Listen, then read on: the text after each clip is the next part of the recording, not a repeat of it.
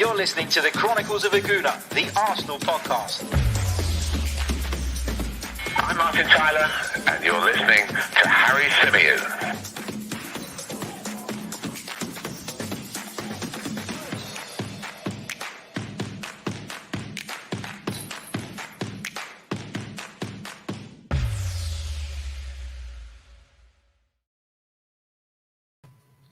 Hello and welcome back to the Chronicles of a Gooner, the Arsenal podcast brought to you by 90 Min. As ever, I'm your host, Harry Symeou, and on this edition, we're going to be previewing that big game on Sunday. Chelsea, the European champions, come to the Emirates Stadium.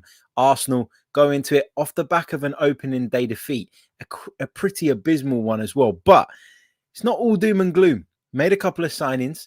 Looks like we're going to get that Ramsdale announcement very, very soon. And if you look at Arsenal's recent record against Chelsea, there's no reason why we can't have some hope, at least, going into this one. I know a lot of you in the chat will disagree, but I am feeling as though there is something to be optimistic about going into this game. So as I say, on this edition, we're going to be looking ahead to that one. I'm going to be sharing with you guys the 11 that I would pick, as well as talking you through the team news and getting your thoughts from the live chat box. Let's say a big hello to everybody watching us live at the moment. If you're watching us on YouTube, hope you're well. Make sure you hit the like button, even if you're watching it live or on a replay. It doesn't make a difference. The likes really, really help. Subscribe to the channel if you're new. We'd love to have you as part of the Chronicles of a Gooner family.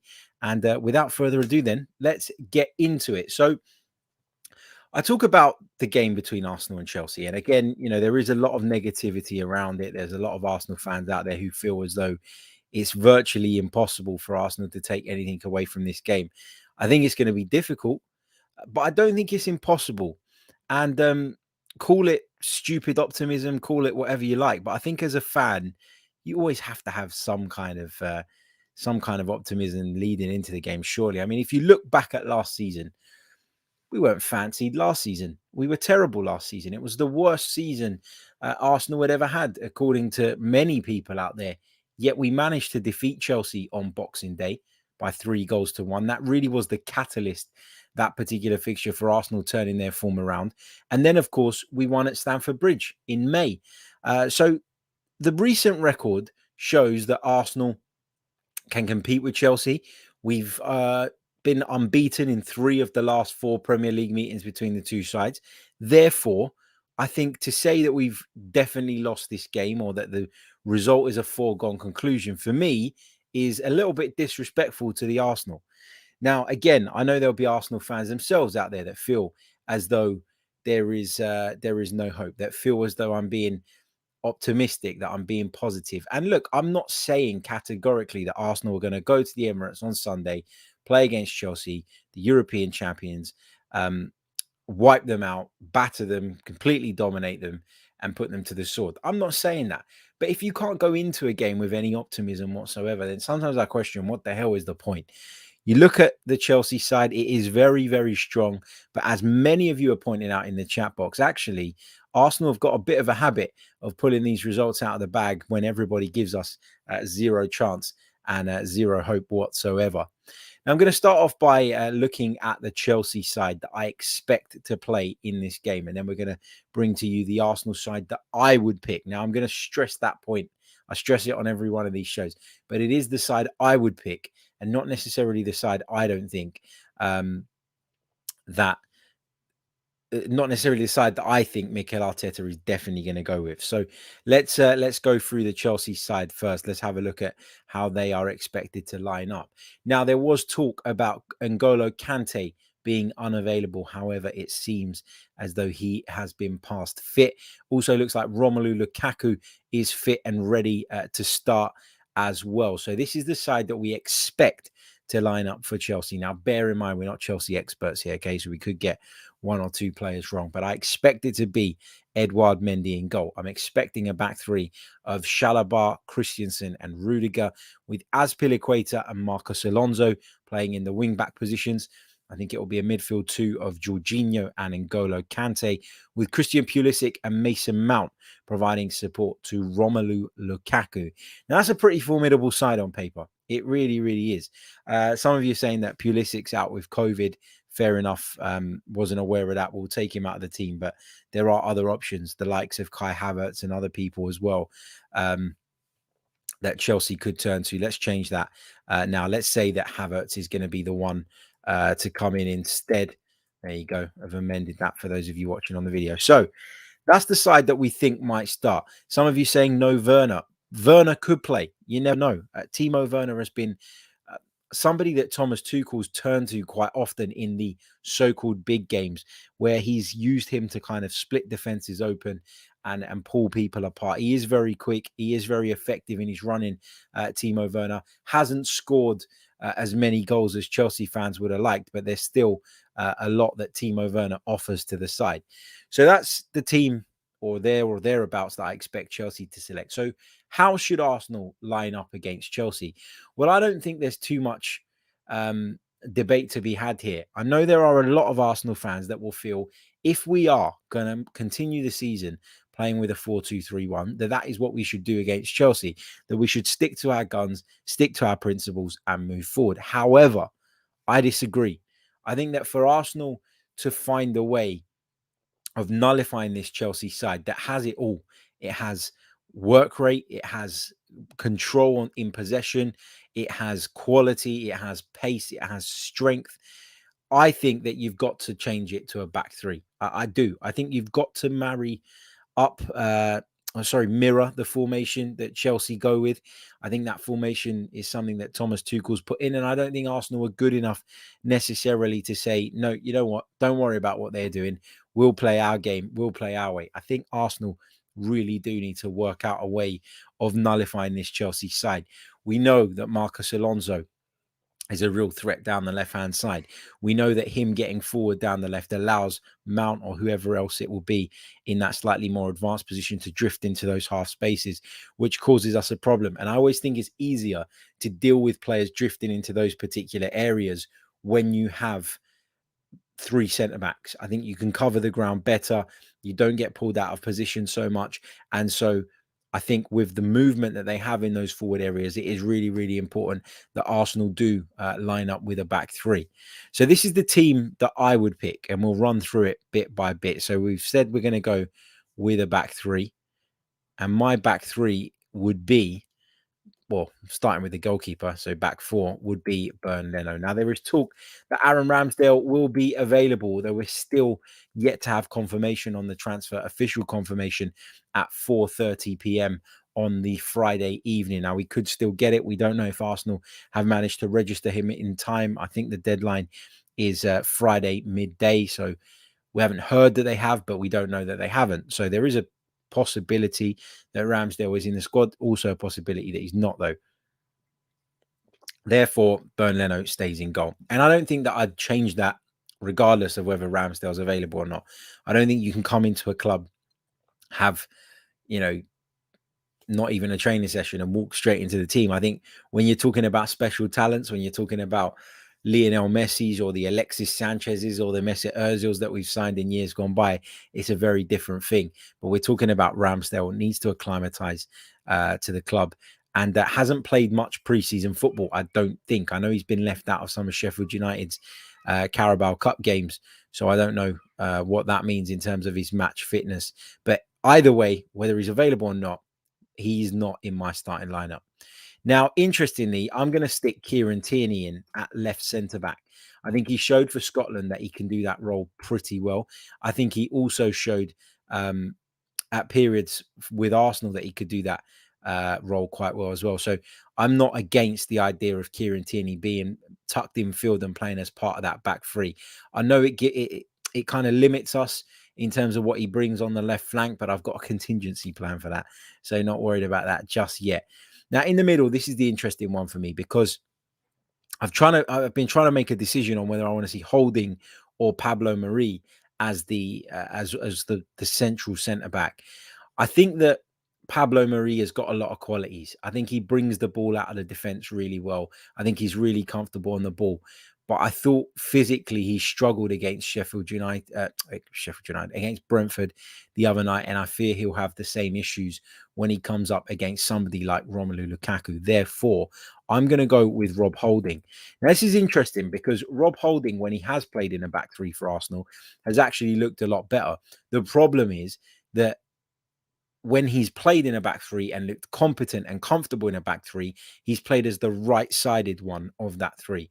And I don't think that, I think you've got to make a decision now. It's either Holding or White. Which one of them do you want to take slightly out of their comfort zone and move them away from that right-sided centre-back position? I think Holding, you know, has a lack of pace. I think that Holding is at times a little bit exposed, and I think actually what he does bring though is a physicality that I don't really see from Ben White. I didn't see it anyway in that game against Brentford. So based on that, I'm going to go with Holding as my central defender, and I'm going to go with Ben White on the right side. I think Ben White will get the opportunity that way to play the ball out. We know that Kieran Tierney can do that as well, but just based on Holding and Marie and that decision that has to be made there, I think Holding, as I say, is more up to the physical battle. I also think that when you have to make the decision out of Holding and White, who both, in my opinion, are better suited to being the right-sided centre-back of a three, I think that I'd rather Holding was the one that got pushed into the centre. So that's my back three. Now, the wing-back positions are interesting as well. I think the right wing back position is very interesting, and we'll come back to that in a minute. But I think on the left side, it's a bit of a no-brainer. I know we lose him as a centre forward, as an attacker, as a forward, as a creative player. But I think that a lot of Arsenal's creativity does come from the wide areas, and there's nobody better really for me, given that Kieran Tierney is going to be tucked inside in my team to face Chelsea, that I think Bukayo Saka has to come in as the left wing back. I think he can do a really, really good job there. He gets up and down the pitch. He's got that defensive security and stability that will be provided by Kieran Tierney, who can also step forward.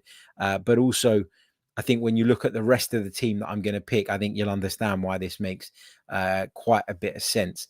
Saka obviously didn't start against Brentford, came on in the second half, but according to Mikel Arteta, he feels good physically, and there were concerns about that, worries about how quick it would take him to get up to scratch given his campaign at the Euros with England. Now, the right wing back position is one that there's a lot of debate around. What do you go for? Is it Hector Bellerin? Is it Callum Chambers? Is it Cedric? Is it Ainsley Maitland-Niles?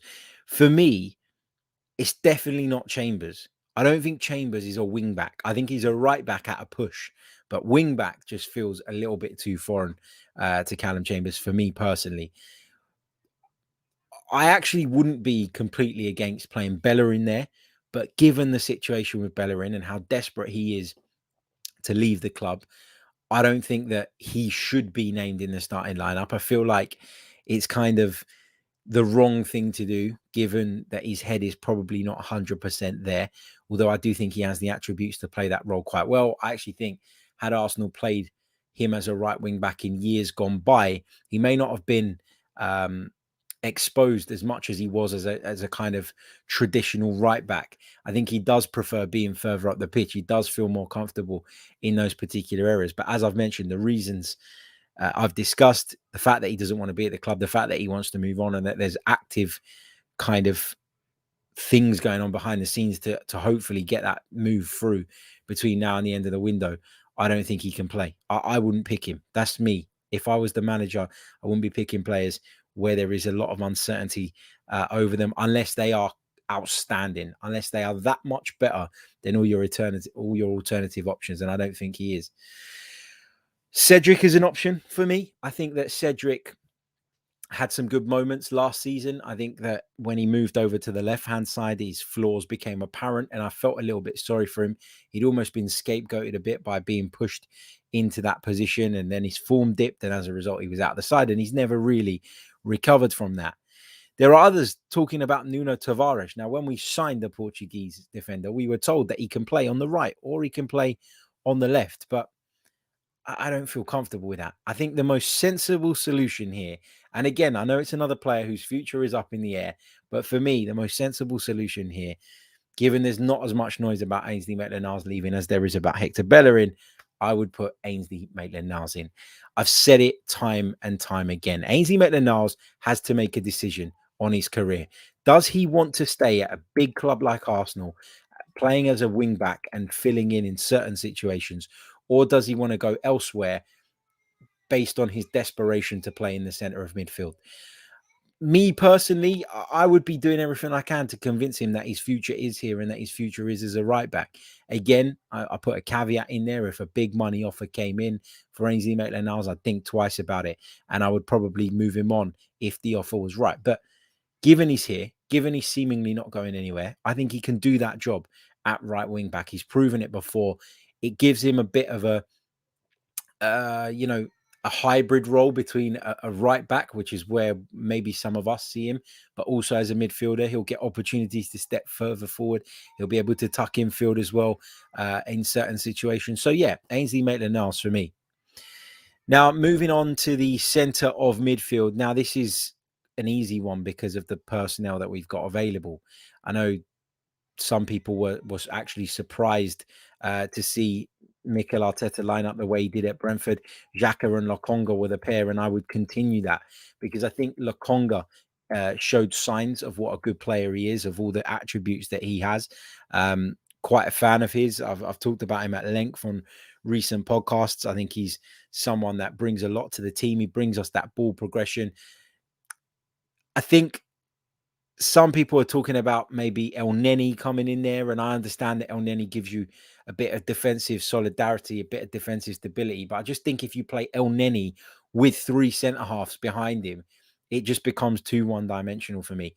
Xhaka's in there as well for me, alongside Lokonga. But again, Sambi just gives you something different in that midfield. His ability to receive the ball on the half turn and ping balls right and left is something that we don't really have in the midfield. And I think if you take him out of it and you put El Neni in, because there's no way that Mikel Arteta is leaving Xhaka out, and there's no way he should leave Xhaka out. He's very important to this side. But if you're going to go with this system, with this formation, I don't think Mohamed El Neni fits. I'd argue he doesn't fit in any system we play. But I just feel like Lokonga gives you a little bit more ability, a little bit more creativity. And yeah, really looking forward to seeing him in action again. Moving a little bit further forward. Now, this is where it gets tricky because we don't necessarily know the situation with Pierre-Emerick Aubameyang. Mikel Arteta said he'd be assessed after training today. He's had the one training session so far after being out with COVID. Lacazette is not available because he is still recovering. Neither is Runarsson, another player who was struck down by the virus. So what do you do in these attacking positions? Well, for me, I think I'd do this. I would go, first of all, with Emile Smith-Rowe. I'd put Emile Smith-Rowe in on that slightly left of centre position because I think he thrives there. I think he does a really good job there. I think he's able to carry the ball at people, drive at teams, obviously has the ability to pick out key passes as well. And I think with him combining with Bukayo Saka, with Smith-Rowe just tucking that little bit infield and allowing Saka to bomb on the outside of him, those two, as we've seen, combine excellently together. And I'd be licking my lips really at that left side of that Arsenal team. Tierney as the left centre-back, Saka playing on the left wing back position, getting up and down that pitch, making things happen, using his fitness, his energy, pinning back Cesar Azpilicueta, and then Emile Smith-Rowe coming over to join that party just feels like a really exciting prospect. On the other side, I'd go with Nicolas Pepe.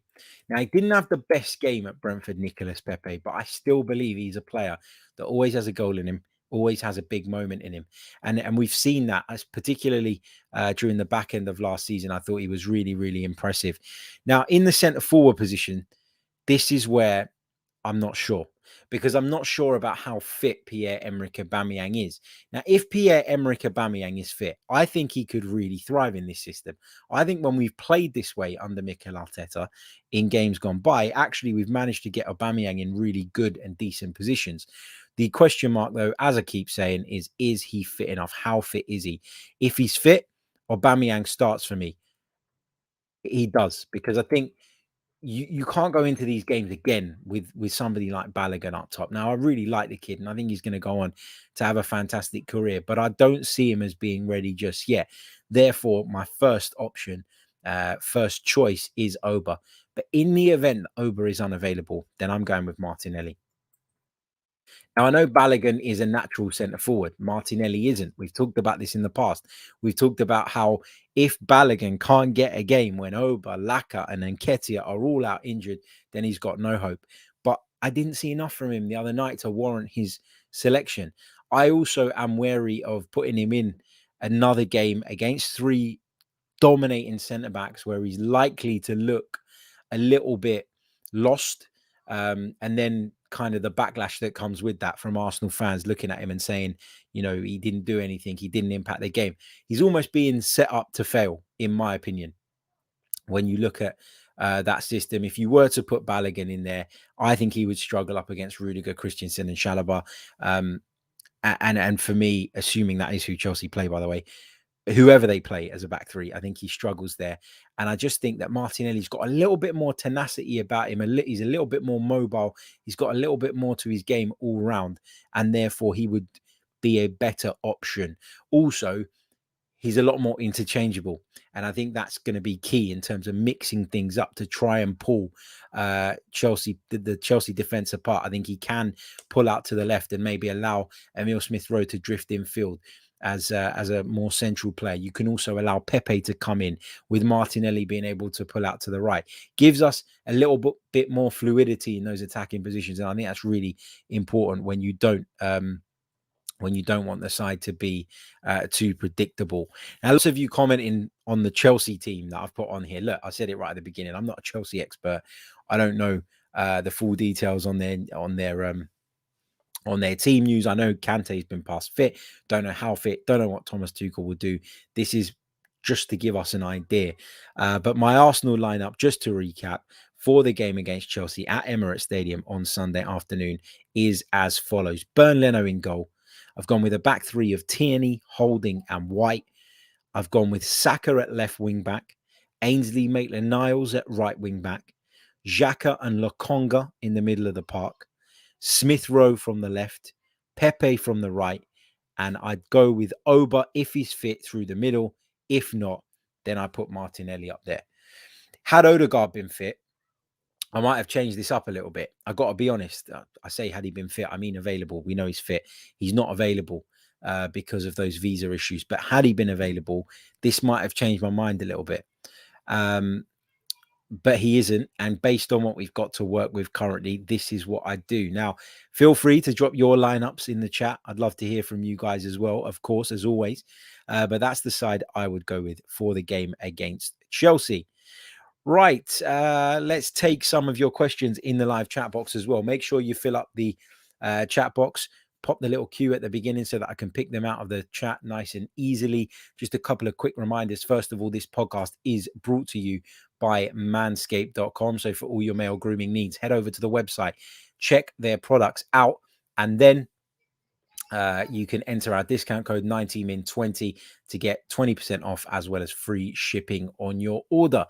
You stand to save yourself a fair bit of money, and I promise you, your partner will thank me.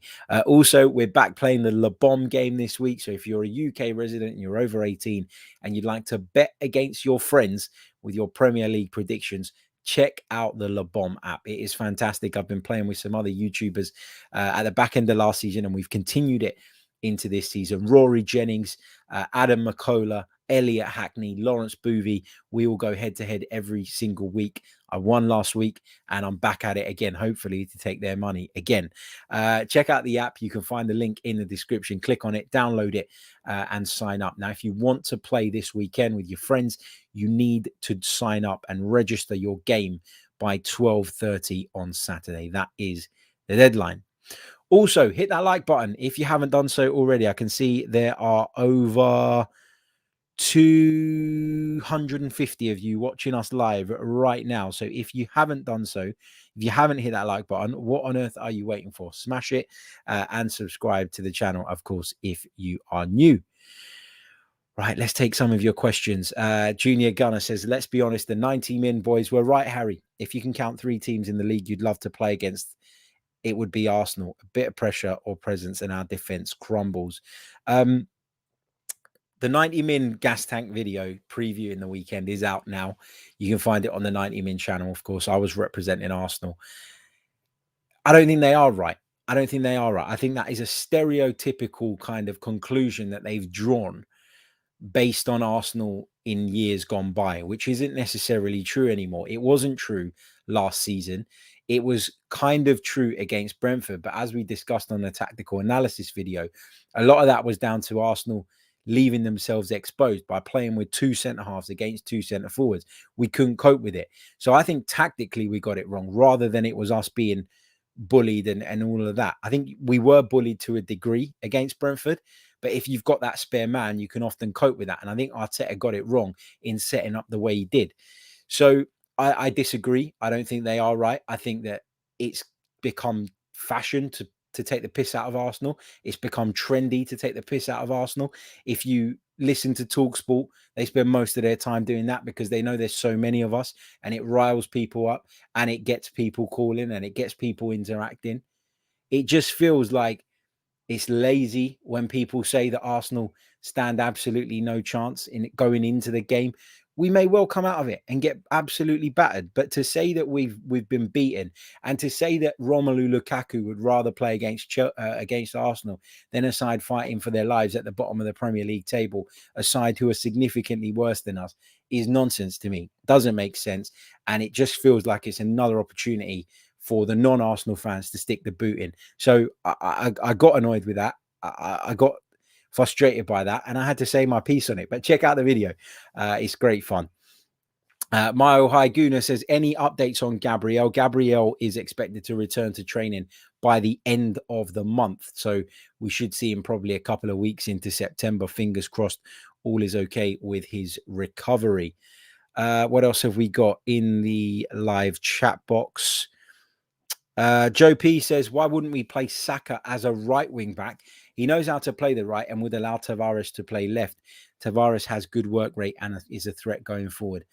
I just feel like if Gabriel was fit, I would play him as one of the centre backs. I'd take Kieran Tierney out and I would play Kieran Tierney as the wing back. And then Tavares doesn't get into it for me. I'm not comfortable with Tavares playing on the right. I know I've said he can do it, and I know we've heard reports that he can do it. But I think with your wing backs, the primary duty of your wing backs is to give you loads of width. And if they're playing on the wrong side, they're naturally going to cut in field all the time. And they're going to play as inverted wing backs. And I'm not sure that's what you're looking for when you set out with wing backs. So that's my view on that. But as I say, Saka has to be in the team. And if Gabriel was fit, I play Gabriel as the left-sided centre-back, possibly even as the central one.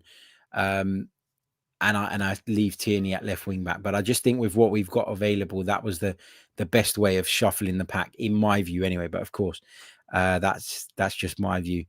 Armchair Gooner says, of all the rumours on incoming players, who is the most realistic in your opinion? Really tough question, because I don't think any of the rumors that we're hearing right now are that realistic. That's why I haven't talked about them in the last few days, because everything I'm reading just feels like nonsense. I'm not sure that Arsenal definitely will 100% go out and do further business. I think there's a possibility that they do now for a number of reasons. First of all, I think they expect to be able to move players on in the next week or so, but also the fact that they got Martin Odegaard for the fee that they got him for, I think maybe suggests that there is a little bit more money now as a consequence of that to use in the transfer market. I still don't think we're going to see anything significant happen in terms of incomings, though, until we move players out. Some of you asking for my score prediction. I'll come on to that in just a little bit. Charlie O'Regan says, do you think the atmosphere will be flat on Sunday? I'm going, but there are still loads of empty seats online. I think whoever's in there, I think the atmosphere will be good. I think that the match-going fan has a responsibility to, once the game starts, get behind the team. Nothing pisses me off more than being at the Emirates when you can clearly see the side they're going through a difficult period and people are moaning and groaning After the game, if we lose, if the performance ain't good enough, express your view, express your opinion. Even then, I don't 100% agree with it, but I've got more understanding for it. What really pisses me off is the moans and groans between each and every pass. And I think that I would rather the stadium was less full than it was half full of people like that, if I'm being completely honest. So I don't think it will be flat. I think that the majority of us will get behind the team, recognize what a difficult task it's going to be against Chelsea, and we'll look to support the boys all the way through.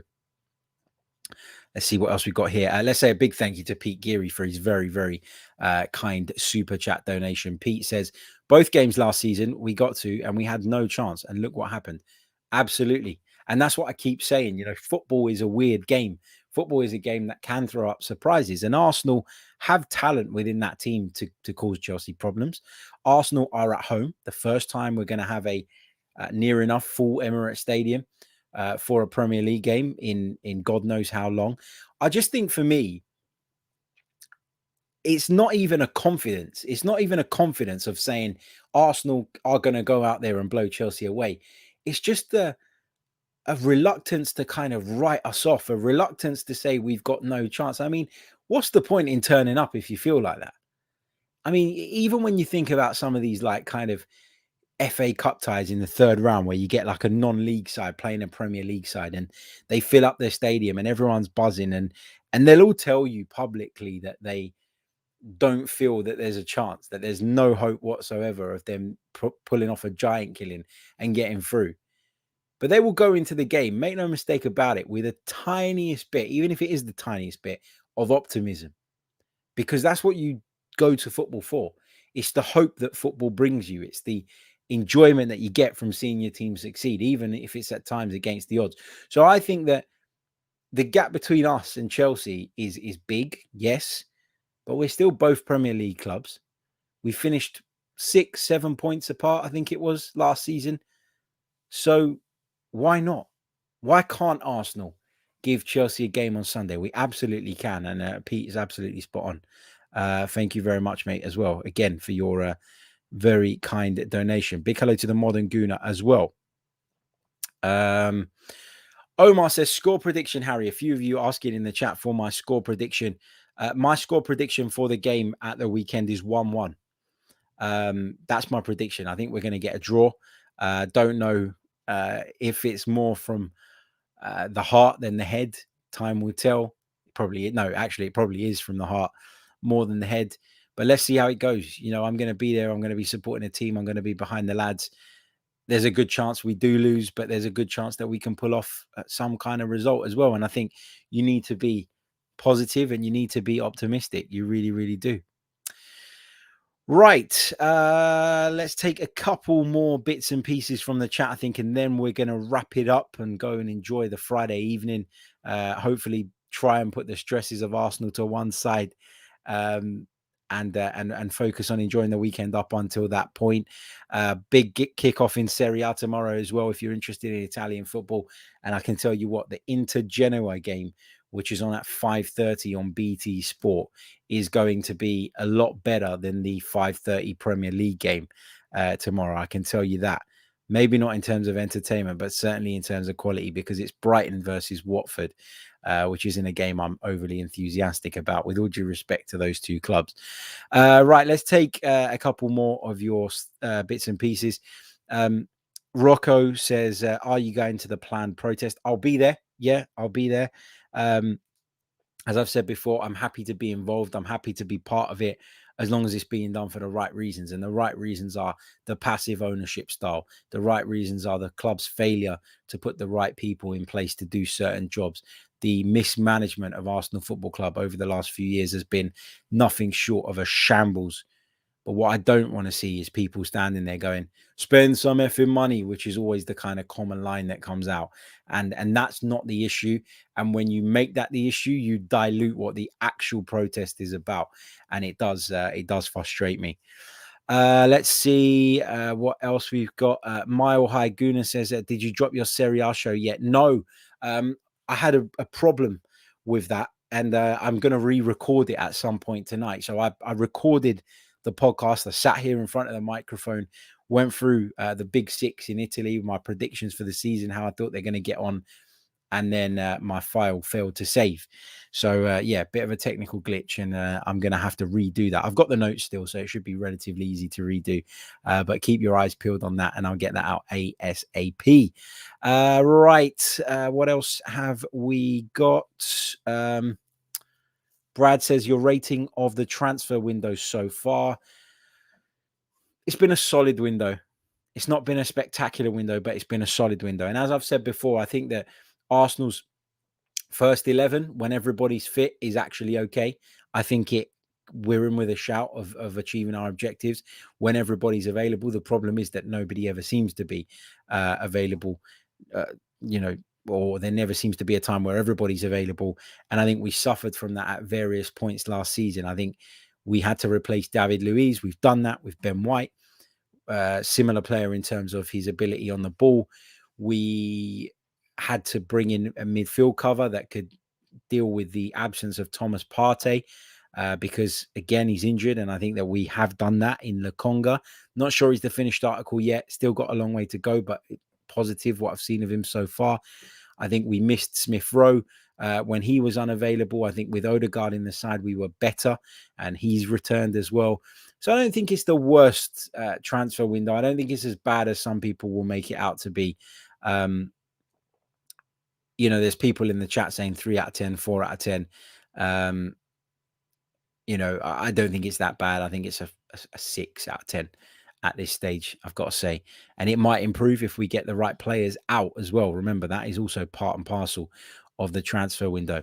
Mr. Joe Kerr says, am I mad, Harry, or is it okay that I'm more optimistic this week than I was last? No, it's absolutely fine, because that's what being a football fan is about. If you don't enjoy going to the football, if you don't look forward to the games, if you're not optimistic before things have gone tits up, then what is the point? I always say that.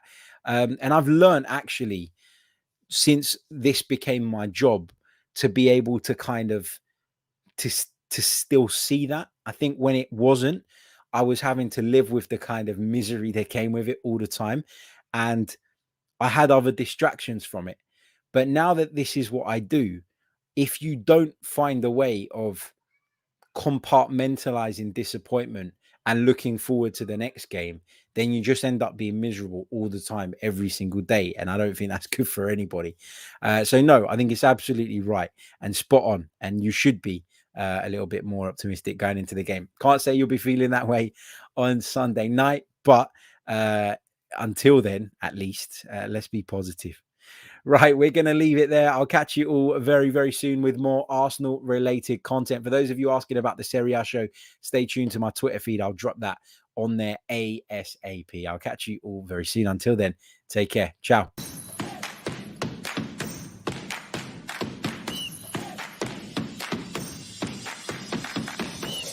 You're listening to the Chronicles of a Gooner, the Arsenal podcast. I'm Martin Tyler, and you're listening to Harry Symeou.